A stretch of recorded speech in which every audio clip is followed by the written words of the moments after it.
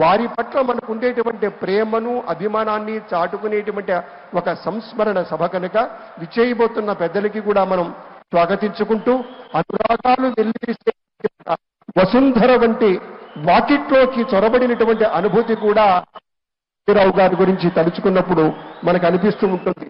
అలాగే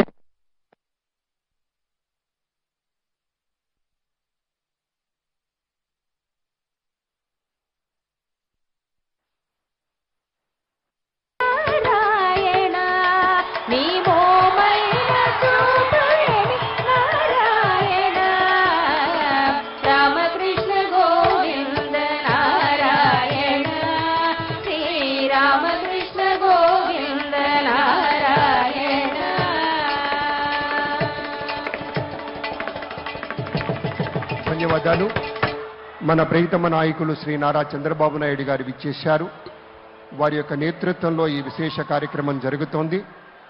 రామోజీరావు గారి స్మరించుకుంటూ వారి కుటుంబ సభ్యుల సమక్షంలో, అక్షర ప్రేమికుల సమక్షంలో, లక్షలాదిగా ఉండేటువంటి ఈనాడు, ఈటీవీ వంటి సంస్థల అభిమానుల సమక్షంలో, ఆర్ఎఫ్సి లాంటి ఉదాత్తమైనటువంటి సంస్థని గుర్తు చేసుకుంటూ వేలాదిగా పనిచేస్తున్నటువంటి ఆయా ఉద్యోగుల కళ్ళల్లో ఉండేటువంటి విశేషమైనటువంటి ఆనందం ఒకటి. ఎందుకంటే నిక్కచ్చిగా చివరికి వ్యాఖ్యాతగా వ్యవహరించినటువంటి సందర్భం కావచ్చు.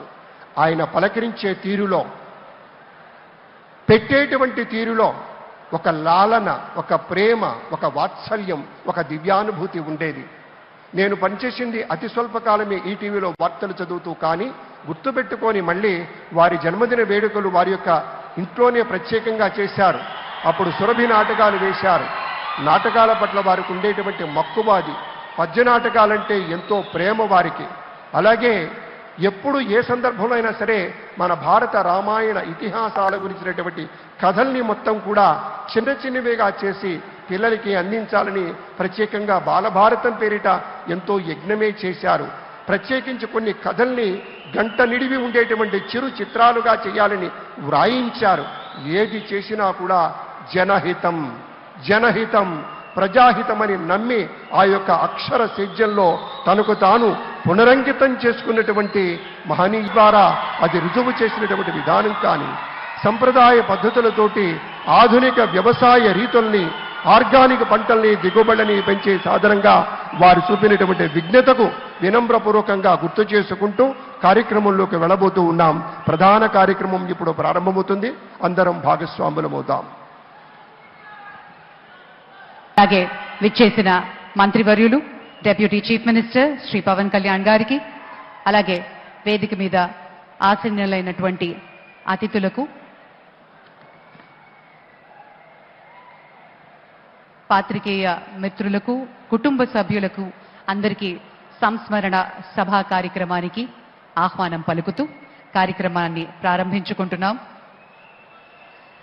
ముఖ్యమంత్రి వర్యుల్ని మన చీఫ్ సెక్రటరీ అలాగే ప్రిన్సిపల్ సెక్రటరీ గారు తోడ్కొని వేదిక మీదకి తీసుకుని వచ్చిన క్షణాన్ని మనం చూస్తున్నాం. He moved with the times and he moved ahead of the times. At the same time, when newspaper Nagulapalli గ్రామాల్ని దత్తత తీసుకుని ఆ గ్రామాలకు కావాల్సిన వసతుల్ని కూడా కల్పించారు. స్కాలర్షిప్స్ అందించడమే కాదు, విద్యార్థులకు స్కూల్స్, బిల్డింగ్స్, రోడ్స్, ఎలక్ట్రిఫికేషన్, వివిధ సదుపాయాల్ని కూడా ఏర్పాటు చేశారు రామోజీరావు గారి ఫౌండేషన్తో. శ్రీ రాజమౌళి గారికి ఉన్న అపారమైనటువంటి అనుబంధం ఈనాడు సంస్థతో, అలాగే రామోజీరావు గారితో. మరి అలాగే శ్రీ కీరవాణి గారు కూడా ఈ సందర్భంగా ఈ సంస్మరణ సభలో పాల్గొనడం విశేషం. వారికి